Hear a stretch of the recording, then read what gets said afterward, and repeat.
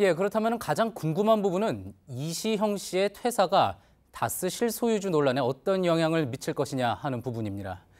지난해부터 이명박 전 대통령과 다스의 문제를 심층적으로 취재하고 있는 정혜성 기자가 스튜디오에 나와 있습니다. 정 기자, 이명박 전 대통령의 항소심 재판 본격적으로 이제 곧 시작이 되는 거죠.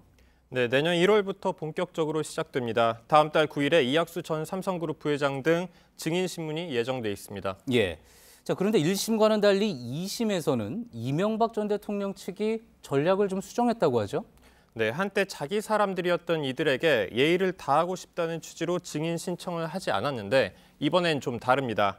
이 전 대통령 측 변호인단은 18명을 증인으로 신청했고 이학수 부회장과 김백준 전 청와대 총무비서관 등 15명이 채택돼 법정에 서게 됩니다. 예. 자, 이렇게 전략을 대폭 수정하다 보니까 이 전 대통령의 장남 이시영 씨가 다스를 퇴사하는 것도 어떤 이런 전략 중에 하나가 아니냐 이런 질문 나올 수밖에 없을 것 같습니다.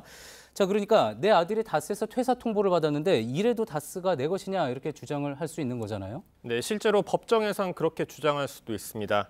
사실 이 전 대통령이 다스는 내 것이 아니라고 주장하는 상황에서 이시영 씨가 다스의 요직에 앉아 있는 상황은 사실 납득이 되지 않는 지적도 있었고요. 예. 그러다 보니 법조계 일각에서는 이런 상황을 간접적 증거로 활용할 가능성도 있다 이렇게 말했습니다. 간접적 증거로 활용을 한다.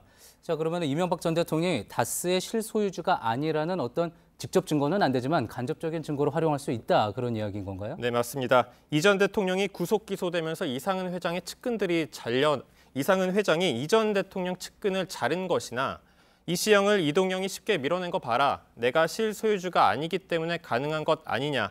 이렇게 주장할 수 있다는 겁니다. 예. 시영 씨를 그동안 임원에 앉힌 것은 조카를 대우해 준 것 아니냐. 이런 논리도 말할 수 있습니다. 예. 자, 그럼 그렇게 주장이 가능하다는 거고요. 그렇다면 그 주장이 또 재판 결과에 영향을 미칠 수 있겠습니까? 근데 법조계에서는 좀 회의적인 시각입니다. 예. 이제까지 검찰은 다스 실소유주가 누구냐는 질문에 대해서 누가 다스 설립을 지시했고 누구에게 운영권이 있었으며 또 누가 회사로부터 수혜를 받았는지 이런 것들을 종합적으로 판단한 다음에 그 결론을 내려야 된다 예. 이렇게 설명을 해왔습니다. 그렇겠죠. 저희도 보도해드렸지만 이러한 것들을 종합적으로 판단해서 검찰과 1심 법원이 다스는 MB 것 이런 결론을 내렸습니다. 과거에 문제된 일을 가지고 재판이 진행되는 것이니 지금 예. 회사에서 나간다 한들 이게 영향이 있지는 않을 것이라는 이야기입니다. 예, 그게 이제 검찰 측의 반응이었다는 거죠. 재판이 진행 중인 상황에 대해서 또 검찰은 그렇게 볼 수 있을 것 같습니다. 자, 어쨌든 다스 내부에서는 시영 씨가 그러니까 이상은 회장과 이동형 부자에게 밀려났다 이렇게 반응을 하고 있다는 거죠. 일단 시영 씨나 동영 씨 쪽 인사들은 모두 그렇게 이야기했습니다. 그러다 예. 보니 이 전 대통령은 내 것이지만 내 것이라 주장할 수 없는 일종의 딜레마입니다. 예. 작년 12월에 있었던 장면 한번 보시겠습니다. 예.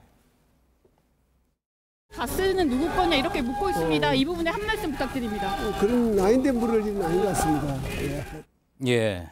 이런 상황에서 이상은 회장의 아들 동영 씨가 회사를 장악해가고 있다는 이야기인데 저희 취재진이 파악한 결과 이동영 씨는 다스 사장에 올랐고요. 또 알짜 해외 법인들을 총괄하는 글로벌 총괄 본부장 자리도 차지했습니다. 예. 사실 이동영 사장도 취재진 앞에서는 회사에 대한 의지를 밝힌 적도 있습니다. 예.